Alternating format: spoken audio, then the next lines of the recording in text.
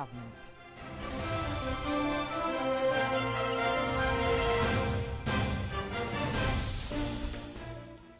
Cocoa farmers in parts of the country live in abject poverty while toiling to feed the country. We will bring you the story of farmers at Achim in Bunahafo region.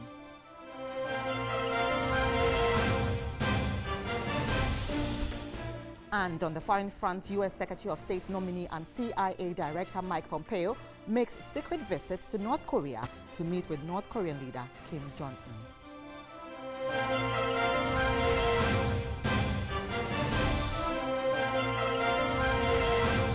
We have details of these stories and more, including business, sports, and entertainment in the next 1 hour. Stay with us.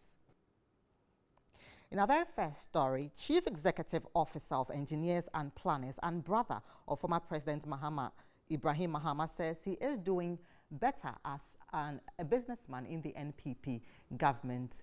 He says his brother's involvement in politics negatively affected his business. The business icon was speaking at an entrepreneurship seminar at the University of Ghana in Accra.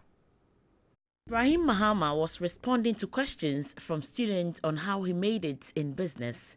Telling the students about his life, he recounted how he struggled for money to start his business when he returned from the UK because banks were not ready to help.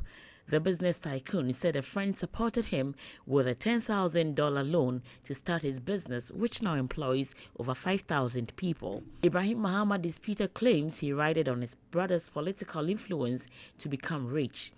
I became successful much more in Kufuor's time because I had nobody hanging around my neck. I rather regressed when my brother became vice president. It became a problem for me even in my business. Where even I thought they would be nice to me, they were worse to me. Today, NPP is in power. I likely won't get favors, but I'm even doing better than I was doing when my brother was president. He advised the students to stay off politicians. I pay more tax than any Ghanaian in this country. Yet those who don't pay tax would insult me as if they contribute to this country. But I want to set the record straight that I was who I was. I was successful. That's why I can chop my money without looking back and thinking that Hamidu is coming to call me. Another speaker at the seminar wants Ghana's education system to be practically oriented in order to equip students with entrepreneurial skills. We need to equip up entrepreneurial spirits in them so that they don't complete school thinking that they have to go and wait for government to create jobs for them. That is why we have something called Unemployed Graduates Association. For me, I simply don't see why we should have such a thing, especially if we were training them to come out to become employers instead of employed. The students said they were charged to start business on their own. I mean, you can learn all the classicals, you can learn the philosophies and all that, but then business runs the world now. And how can business comments and also that of the investment part of Africa be translated to the world? We could get a lot of foreign direct investing, we get a lot of money and all that. So that's, I mean, Africa grows, Ghana grows. The entrepreneurship seminar was organized by the Graduate Student Association of Ghana, GRASAG, as part of their 25th anniversary. Meanwhile, Ibrahim Mahama has pledged $2,000 each to 20 members of the Graduate Student Association of Ghana, GRASAG, as startup seed to encourage entrepreneurship among the graduates. The money, which is expected to be paid back after a year, is to help the graduates bring into fruition well thought out business plans that can generate income, grow the business, and employ others. And 5 persons involved in the SSNIT IT scandal are to meet the Attorney General for further probe and investigations. Now, our reporter Daniel Opoko has been to a press conference organized by SSNIT, and he's just joined me in the studio. Daniel, thank you for joining us in the studio. Thank you very much. So, tell us, what does the report say? Right. If you recall, at the latter part of last year, that's 2017, when a new board was put in place to manage the trust, and some financial malfeasance were allegedly discovered. So what the board of SSNIT did was to award a contract for an investigative work to be done for a 3-year period to assess the financial status of contributions by pensioners. So PricewaterhouseCoopers did the investigative piece, and they did the review of SSNIT. Now, what they have captured in the report has to do with the purchase of the IT software, which became a major controversy at the latter part of last year, where some names were cited. The former Director General, Mr. Ernest Thompson, was cited, and the former IT head of SSNIT, one Caleb Afoglo, was also cited. Including other top management of SSNIT initially were cited, and currently as I speak to you, Yoko has been able to conclude its investigations according to the management of SSNIT, and the list has been submitted to Attorney General for further probe, and it is possible that maybe from next week they are likely to be sent to court for further investigations to be done. Now, so usually, I mean, these issues like these come up, and then we see investigations come up. How quickly are we going to see some final results coming from this? Did they say anything? Right. If you listen to the board chairman of SSNIT, that's Dr. Adokovo, and the management of SSNIT, they are very much positive, following through and through to the resolution of some of these issues, because for them, they believe that over the years, the confidence reposed in SSNIT actually has come down. Contributions which beneficiaries receive after they have retired from active service has also reduced. So basically what they are trying to do is to try to repose this confidence back, improve the integrity of SSNIT for Ghanaians to also be able to get the maximum contributions that they will make or they have made before they retire. That's what they are seeing to do. So hopefully from next week, that's what they will following up with this issue with Attorney General and get some of these monies refunded to the states. So for purposes of clarity, where are these people? Currently, we are told that just this afternoon we'll be asked to go and see the Attorney General by Yoko. They are going to see the Attorney General this afternoon because it's Yoko which conducted the investigative piece.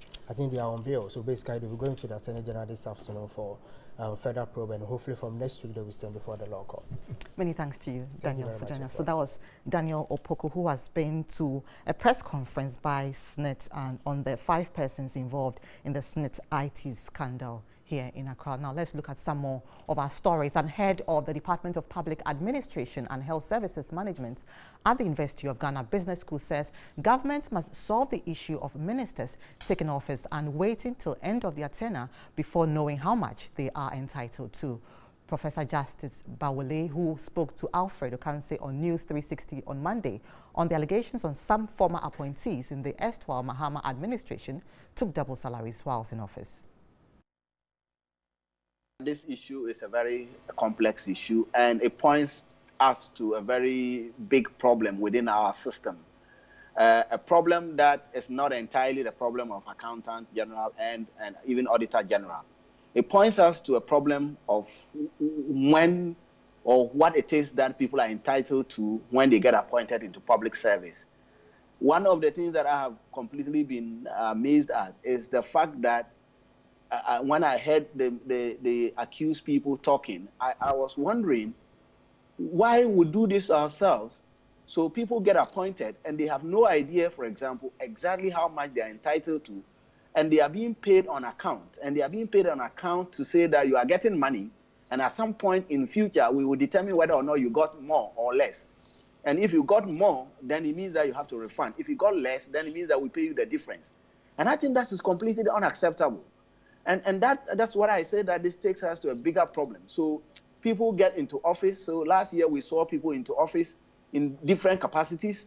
We don't know exactly what they are entitled to. If we know who determined that, must we wait to the end of their term as MPs or ministers of state before we are told that this is what they are entitled to? I thought my understanding of the system had been that the determination of the emoluments of the members of parliament and the executive are done in periodic intervals, and that whatever is determined previously is what reigns until a new determination is made. If that is the case, and if that is correct, then it presupposes that if I were to come into office as minister, whatever it is that the previous minister got, of course, along with some adjustment in salaries to take care of inflation, and annual incremental jumps. I get that. And so I know exactly what my salary is. There is no way I would go into an office and continuously work and get paid on account when, in fact, I don't know exactly what my salary is. The Auditor General, Daniel Yao Dumalovo, has called for a review of the Internal Audit Act.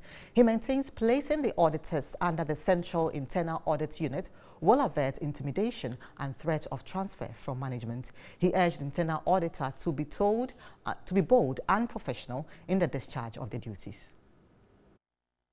Currently, the scheme which is in place does not allow internal auditors the necessary independence that they require, so to say it as it is or be professional in the discharge of their duties. What I'm saying is that a professional internal auditor may have observations about infractions in the institution. He brings it to the attention of management, and of course there are good managements. They will say, thank you very much, we will implement it. A bad management will say, my friend, go and change this. You can't put this on record. If you don't do this, you are moving you from Accra to wherever you don't want to go. And human beings as they are, they may decide to look at their personal interests and say, okay, sir, I will change it. And it gets changed. So what I'm saying is this. It's a practice that you can find all over the sub-region.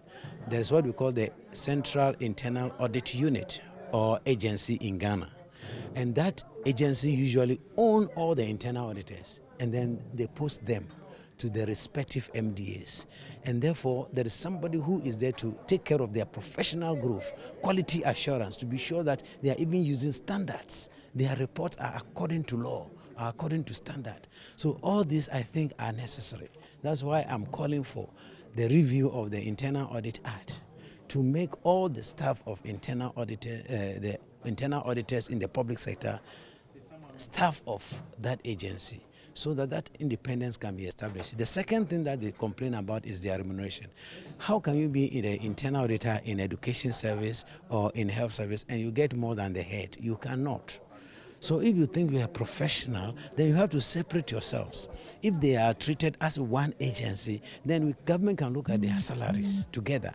But then as it is now, one internal auditor, if education has a higher salary than health, then the one in education will get a higher salary than the one in health. So the current arrangement cannot help to change those things. Now, cocoa obviously remains Ghana's foremost export crop, bringing in about $2 billion in annual revenue and gross domestic product. But do you know where and how some of the many thousands of cocoa farming families live and work to bring in all the goodies for the country? Peter Kwao Adato was at Achim, an isolated predominantly cocoa farming area of the Bunahafo region, and reports most people live in abject deprivation while toiling to feed the nation. Achim is a collection of 222 small settler cocoa farming cottages southeast of the Dorma district capital, Dorma Ahinkro. The 2010 National Population Census put the total number of inhabitants at 523, with a growing child population. The community is just about 15 kilometers from the nearest town of Kwame Nsuah, but appeared completely cut off from the rest of Ghana. After driving on this feeder road through varying farmlands and forest zones, one is welcomed to Achim by these type of farm huts. Every settler here in Achim is from a different part of the country, including the Republic of Togo. They are all engaged in cocoa farming, cultivating large swaths of land, yielding tons of cocoa each year, but the farmers here are completely deprived. The community has no water, no school, no health facility, market, or electricity. Since 1999, when it was founded, over 500 inhabitants depend on this borehole for their main source of water. Some travel over 5 kilometers to access the borehole water. The water situation is a major challenge. I travel long distances carrying children to access water. Without that, I cannot get water to prepare food for them and the household. We need urgent intervention. Children here can only go to school when they are old enough and willing to walk 15 kilometers to Kwame Nkrumah.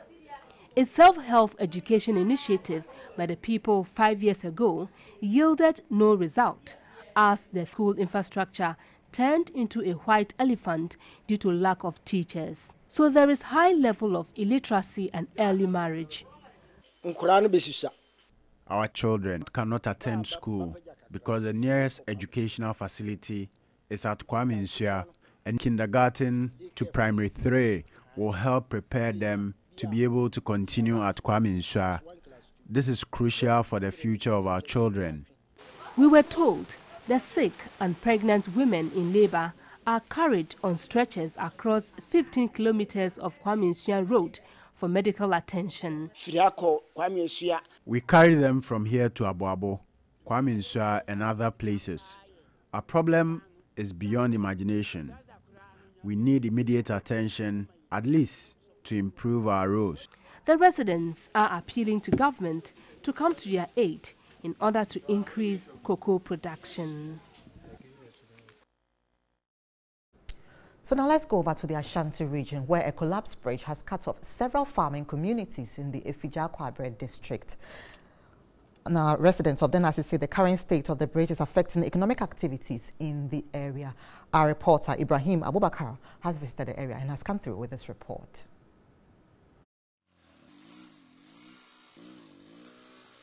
A 5 minutes drive from Kodie to Esanse now has to take them over 25 to 30 minutes because they have to go and use the Nkwanta road back to Esanse and Denasi. I will be engaging with some of the residents and find out from them how the collapse of this bridge is actually affecting them economically and even posing security threats to their lives. Since September 2016. And have you notified the authorities? Yeah, this assembly is aware of it. And what have they been telling you? You know, normally they come with political languages that when what happened in September 2016, the MPP was campaigning that when we win in February 2017, we are going to prepare, we are going to build the bridge. Then collapse they won. We didn't hear anything again. This assembly came and they informed the commuters that they are going to bridge it on somewhere in February 2017. Now we're in 2018 April. Nothing has been done to it.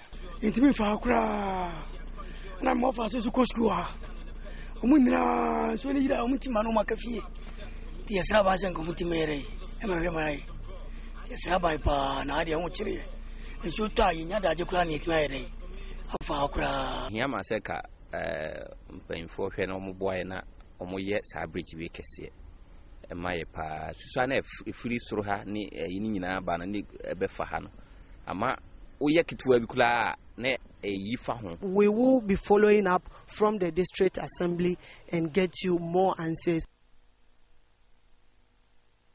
If you go to Bomai, the same situation. I'm facing so many problems, but I hope now that the government has started this place, they will also come to Denasi Esanse Road. It is not good. I've been there myself. Initially, we started to get a way for them, but even that one, it's not good. We are going to work on it, and we are serious on that of Esanse Road. And on MTN Video Report, Rex Bright Maunyo Ajagba reports on the destruction and effects caused by tidal waves at Fuveme.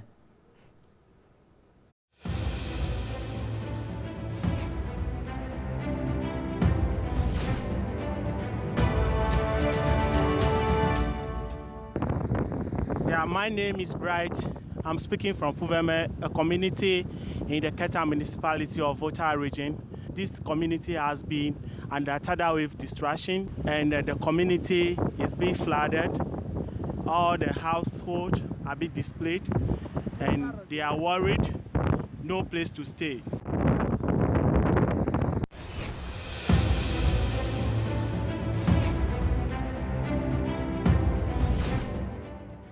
Well, many thanks to you, and you can also send your video reports via Our WhatsApp line 055-143-3044. We're taking a short break. We'll be right back.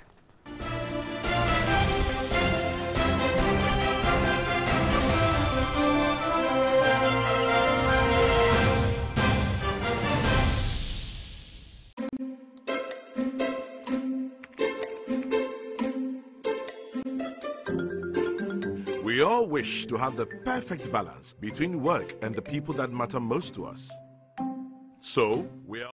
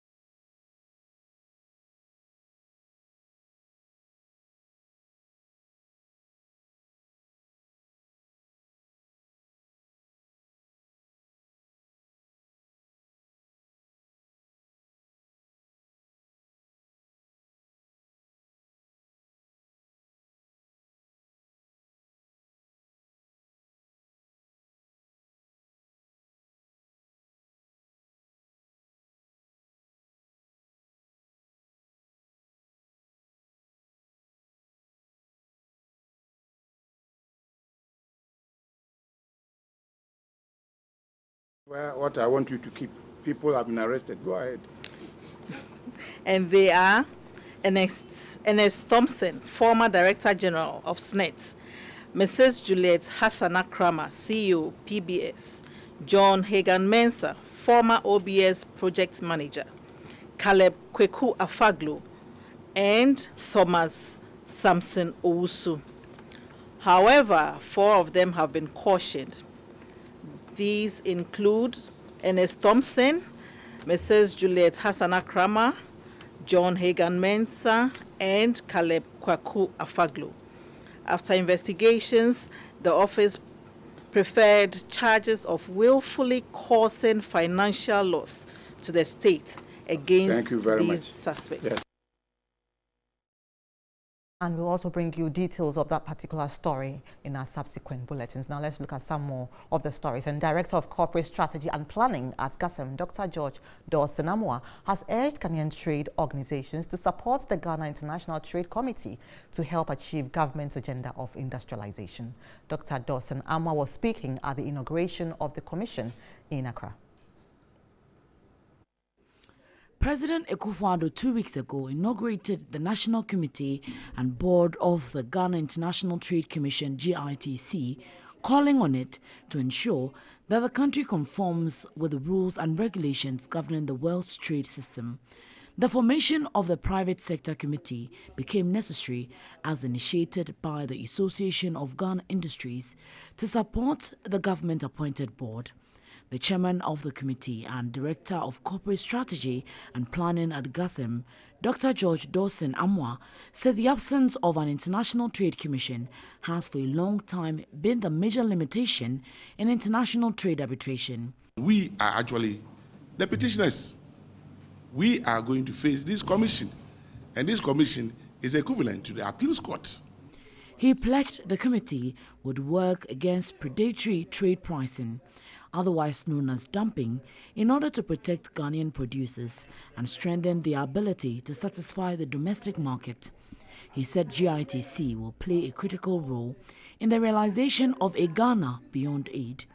It's a legal document, Act 926 of 2016. So as a petitioner, you need to understand what you are petitioning for. Hence this committee, to ensure that we give assistance, we give support to our members who will be petitioning to this commission against unfair trade practices which are causing injury into the domestic production. The business community is represented by 9 members. The National Insurance Commission will from next week publish names of insurance companies in good standing. The move, according to the Commission, has become necessary to weed out companies operating illegally and others selling fake policies. Etonamse has more. A few days ago, we heard news of some fake insurance company operating in the system somewhere around Swedru in the central region. And it came as a worry because insurance penetration is still below 2%, and the NIC has been trying for years to increase penetration. So how many of such fake insurance companies do we have in the system, deepening the woes of insurance penetration here in Ghana? Here with me is the Commissioner General of the National Insurance Commission, Justice Ofori himself, to tell us what he makes of this whole news. Yes, Etonam, we are really worried because it affects the insurance penetration in Ghana. We see this as a very big leakage in our system, and we're doing all we can to actually deal with this situation.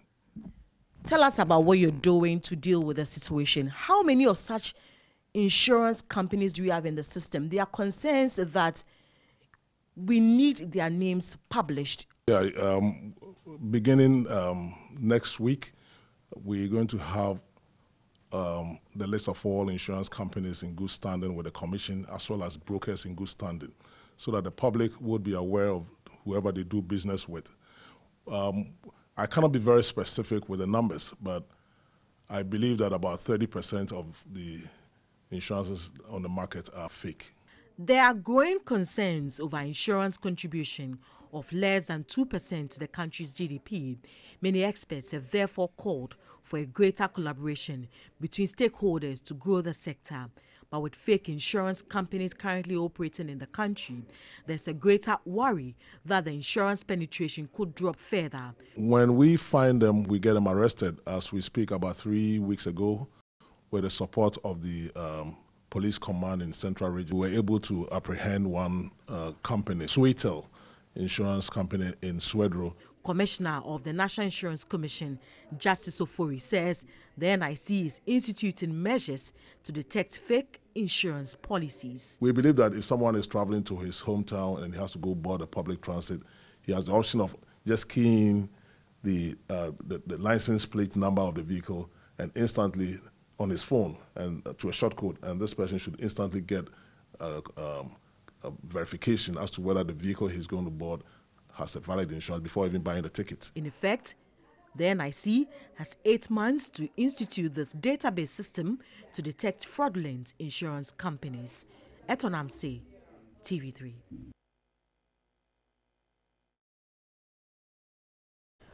Now, so we are still with business, and the head of Banking Supervision Department of the Bank of Ghana, Osei, has dismissed suggestions that the recent action by the central bank to sanitize the banking industry as harsh. He indicated the regulator is performing its duties to protect the industry, especially customers who could lose their investment in the event of insolvency. The head of banking supervision of the central bank noted the need for a robust banking industry, one that makes investment safe, hence the new minimum capital requirement of 400 million cedis. If a bank doesn't have enough capital, what it means is that depositors' funds are going to be used to acquire fixed assets. Depositors' funds, which the banks have taken, will be used to grant long-term loans. And if these funds were deposited for a very short period, what it means is that depositors will be exposed to risk, because when they need their money, the monies will not be available. They have been caused by the local banks for the central bank to extend the deadline of the minimum capital requirement from December 31 this year to December 31, 2022. However, the central bank disagrees. We all agreed that 400 million Ghana cedis is what is required for all banks in this country to enable them play their roles effectively. As far as Bank of Ghana is concerned, our position has not changed.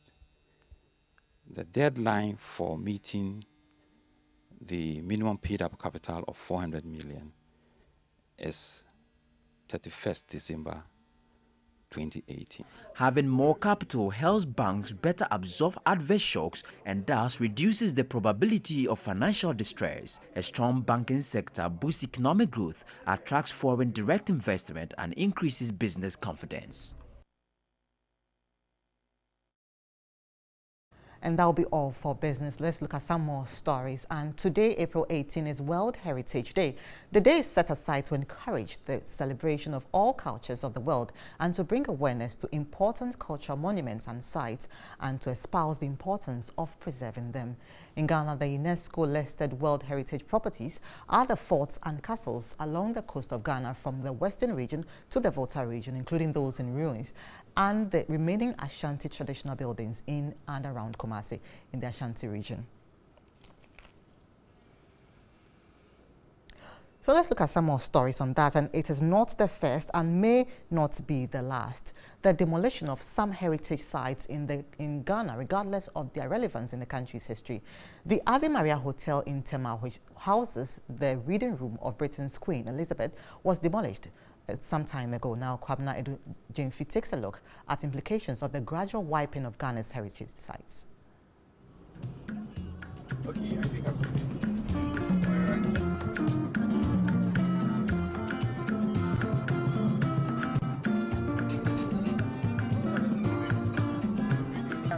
Embarking on this journey, I expected to see evidence that, indeed, part of Tema is situated at the center of the world, as authored by history. My first stop was the Ave Maria Resort, originally called Howcrow Beach Club, built in the early 1950s by Sir W. Howcrow, the consultant assigned to the construction of the Tema Harbour. Before the facility was acquired by the Ave Maria Holdings in 2002, and expanded to its current state. The club had only these 2 rooms, which regularly hosted Ghana's first president, and for once hosted Queen Elizabeth II when she visited Ghana. When the Queen was coming in '62, Dr. Kwame Nkrumah, the late president, asked that they build a pool for the Queen's use and a small room for her relaxation. Apart from the swimming pool, which has been preserved till date, all other items both dignitaries used during their visit have been replaced with modern facilities.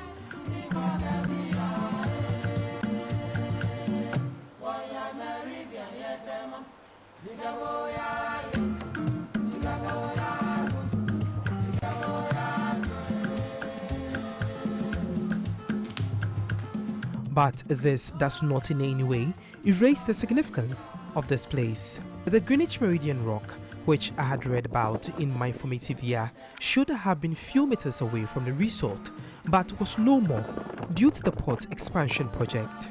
So what do we put at that particular space to commemorate this ideal that we have, that we are the center of the world? Part of the old Parliament House in Accra, which hosted Ghana's first parliament, was demolished last year, 2 years after the Ghana Museums and Monuments Board signed a memorandum of understanding with Ghana's Heritage Conservation Trust aimed at forging closer collaboration to strengthen their managerial role in preserving Ghana's historical site and cultural heritage. As it is, most of these sites, attractions, heritage sites and all those things are not regulated by GTA, and so we're working on a new legislative instrument. We've met with the parliamentary group a few months ago. We need the backing of the law so that every site, every attraction will be regulated by GTA. We've been joined on the phone lines by the Deputy Minister of Tourism, Dr. Ziblim Idi. Thank you so much for joining us today, and congratulations on the World Heritage Day. Now, are you worried really about how we maintain some of our heritage sites, especially a case in point is the Ave Maria Resort, which has been demolished? Well, thank you so much for this opportunity, and I commend you, TV3, for really highlighting the day, the International Day for Monuments and Sites. It's an important day for the preservation of our heritage. We in Ghana over the years have within the constraints that we are always confronted with because of the economy, tried to preserve all our monuments, our historical sites and our heritage sites. The case that you have cited, yes, unfortunate as it is not representative of the efforts of government. Government has, done a lot in the direction of trying to see what investment we can put in preserving all our heritage sites. We appreciate the role that this site, plays, one in really preserving our heritage, but most importantly in promoting tourism into this country. So the ministry is very much interested in protecting all those that are left. Unfortunately, over the years, successive governments have not really succeeded in protecting the site. I think research has shown that we inherited about 60 forts and castles. And unfortunately, as we speak, there are only 18 that are standing. The rest, in ruins. And that is not good.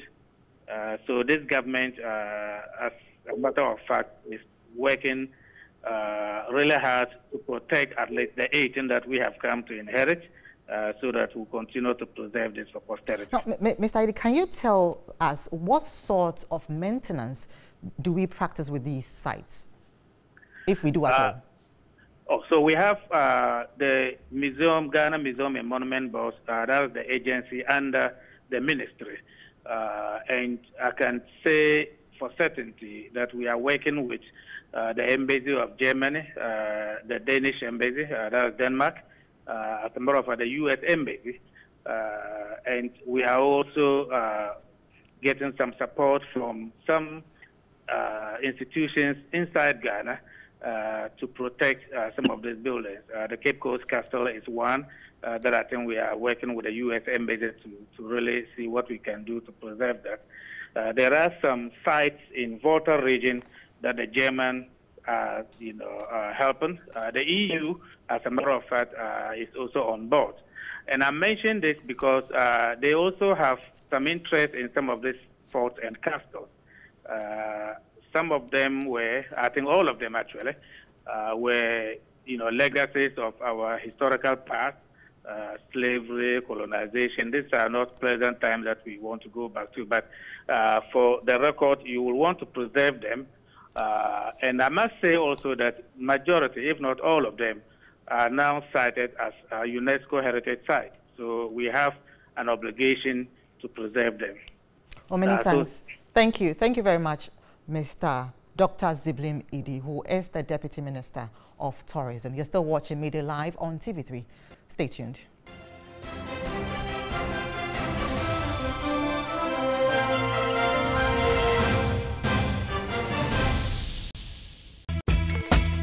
Who wins the 3FM Fata Fit Challenge Season 5? After 60 days of hard work and so much fun, who gets crowned as Ghana's biggest weight loser? Join us at the Aviation Social Center on the 21st of April for the grand finale of 3FM Fata Fit Season 5. The biggest weight loser gets 6 months free membership at the Aviation Social Center, a brand new Fitbit, a surprise hamper from Saloon Services Academy, and vouchers from Moringa King. Other amazing prizes await the second and third prize winners. It's happening live at the Aviation Social Center Saturday, 21st of April, 6 a.m. prompt. Special guest of honor, Honorable Tina Mensa, Deputy Minister for Health. 3FM Fata Fit Challenge is sponsored by Center for Plant Medicine Research, Vena Natural Mineral Water, Pro Man and Pro Woman, imported by Ennis Chemist, Cowbell, Semi-Skim Milk, Moringa Fruit Juice, Aviation Social Center, Saloon Services Hair and Beauty Academy, and My GN Medicals. 3FM Fata Fit Challenge. Lose weight the right way. Log on to www.3news.com for more news and updates of our major stories. Join us on Facebook 3newsgh for live streaming and comments on our page. Like and follow us on Twitter at 3newsgh and at 3sportsgh. Like our pictures on Instagram, TV3 Network. If you missed our live shows, watch a playback on YouTube, TV3GH. TV3, first in news, best in entertainment.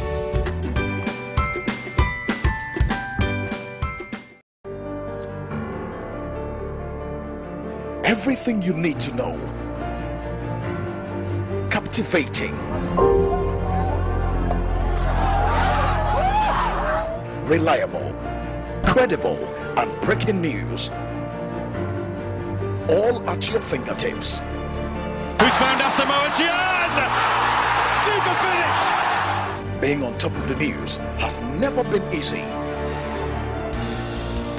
Visit us at www.3news.com for all your reliable news. 3 News, news at your fingertips. The sports segment is brought to you by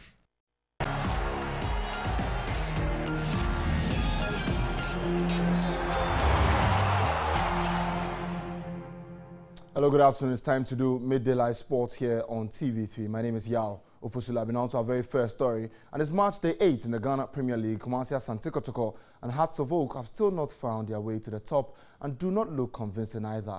The West African Football Academy are struggling after a run of 4 games without a win, and Liberty have blown extremely hot and cold this season. It is all in this preview for March day 8, which begins later on today.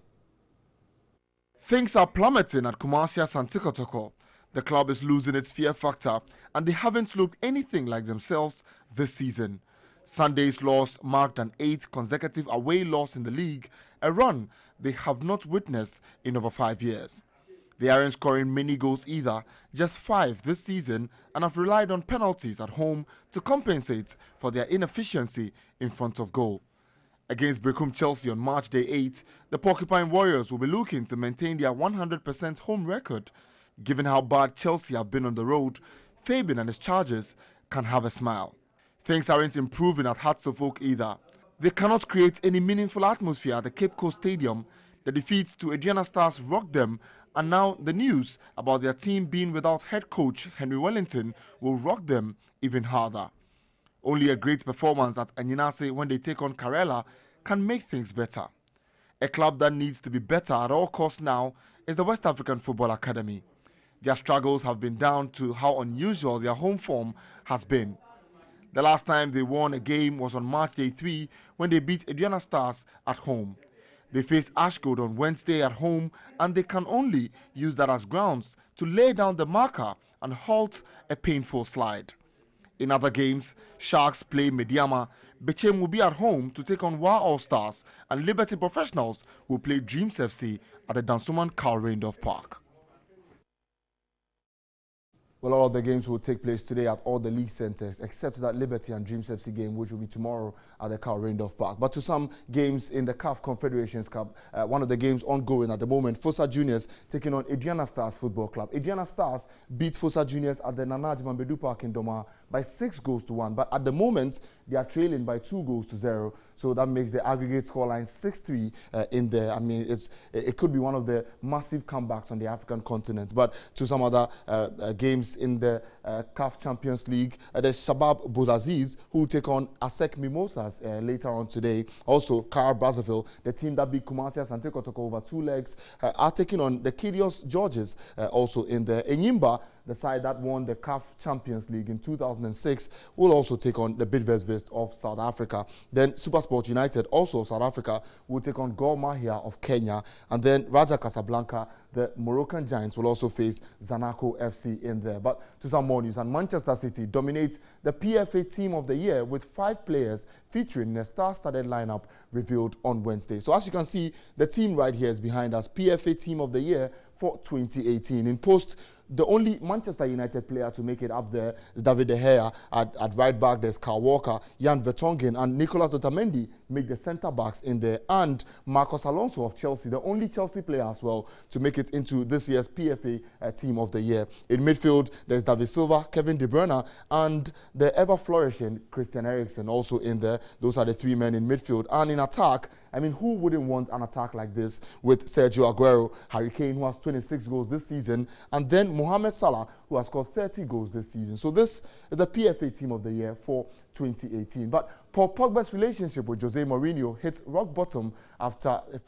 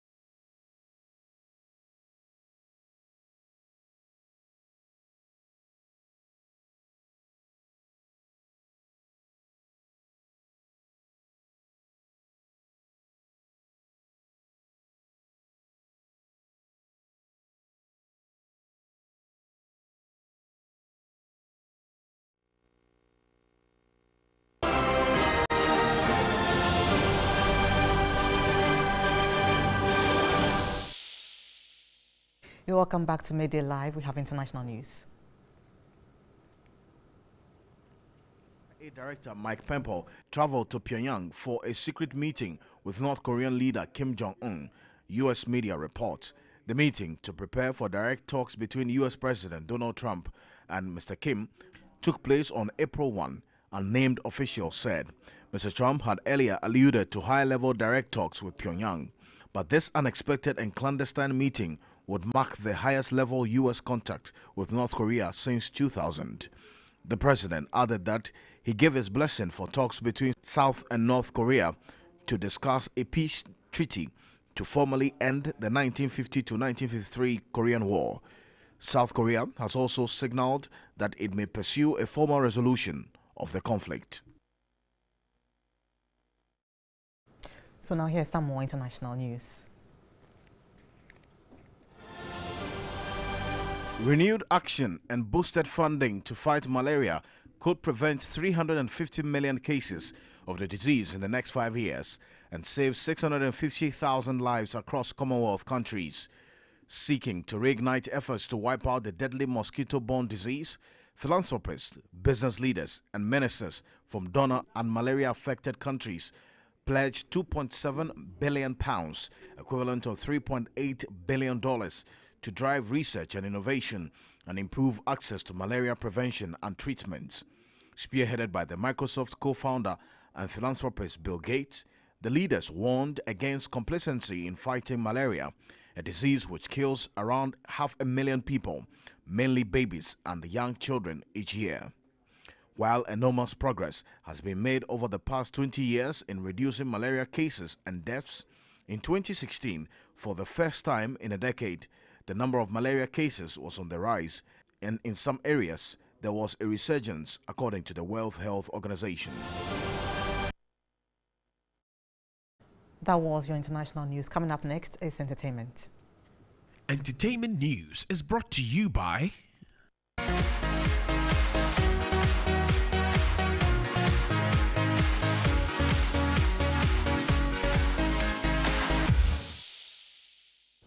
Now, CNN's chief international correspondent, Christian Amanpour, is unhappy with public outreach directed at Moesha Budong for revealing the economy of Ghana forced her to sleep with married men to take care of her needs. To Amanpour, making Moesha the target of public shaming is quite distressing, urging the gender minister not to condemn but stand up for the rights of Moesha. Osuare has this report. Actress Moesha Budong, contributing to CNN's Sex and Love show, revealed the state of the Ghanaian economy has pushed her to sleep with a married man in order to survive. Are you basically telling me that you're having sex with this guy essentially to pay your rent? Because he can afford to take care of you.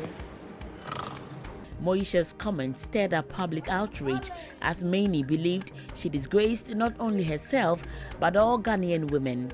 A statement signed by the gender minister Otiko Jaba slammed the actress for her statements, which painted Ghanaian women in a manner quite objectionable on the world stage. The statement added Moesha's revelation inaccurately portrayed the actions of millions of hard-working women who hustle dusk to dawn to survive. Moesha has subsequently apologized for her remarks, but host of the show, Christian Amanpour, finds it unfortunate Moesha has become the target of public shaming by the Ghanaian press.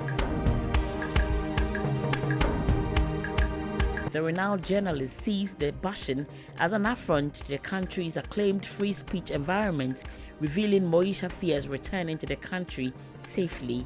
The host wants people to recognize Moesha's right to speak up and the courage she showed by sharing such intimate details about her personal life. What does your man expect of you? He expects me to be loyal and just to date him only and give him sex when he wants.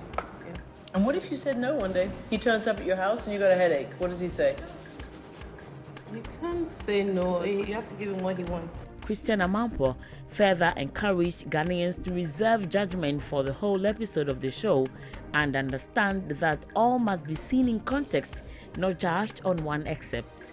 Amanpour appealed to the President of Ghana and the Gender, Children and Social Protection Minister to stand up for the right of one of their own who was simply enjoying a carefree, boisterous and mostly humorous conversation. You can't make enough money? You can't make enough money.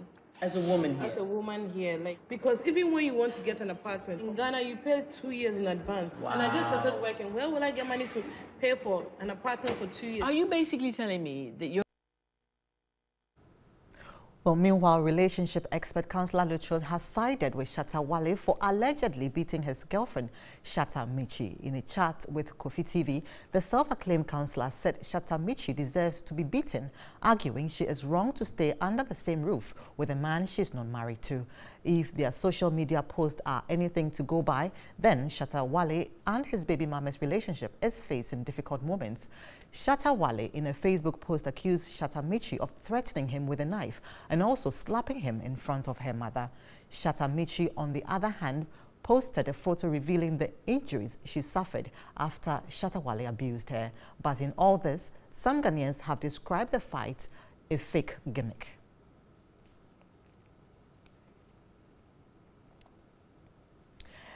And that's all we have for Midday Live on TV3. Thank you so much for staying with us. And remember, we are live on DSTV channel 279. And if you want more news, you can also go to 3news.com. My name is Efua Tieku. Bye-bye.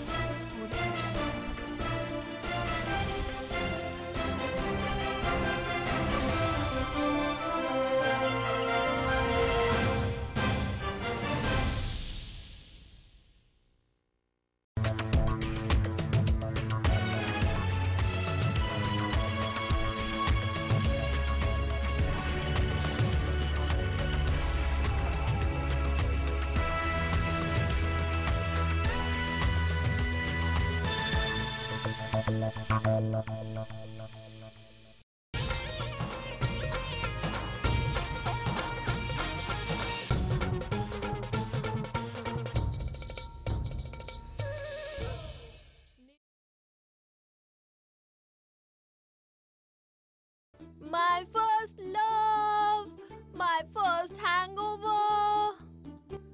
Love is new to me, so is this longing. What will I do to myself? Oh, restless heart, my restless Ragini. heart.